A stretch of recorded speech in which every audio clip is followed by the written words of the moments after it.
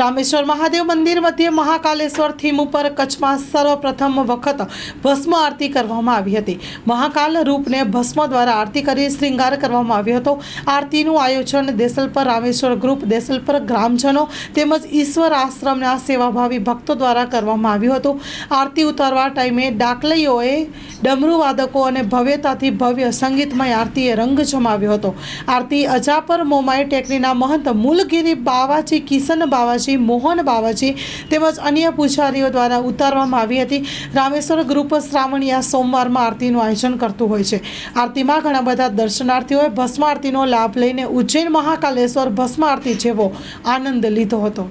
Story report by Ramesh Bhanushali Naliya.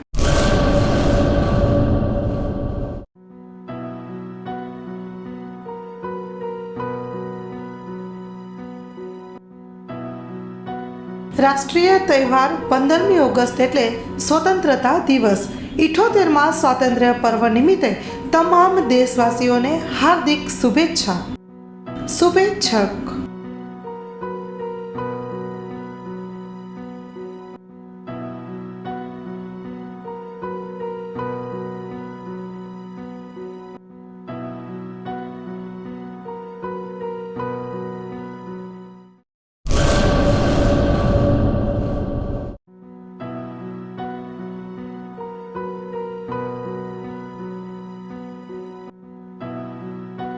રાષ્ટ્રીય તહેવાર 15મી August એટલે સ્વતંત્રતા દિવસ।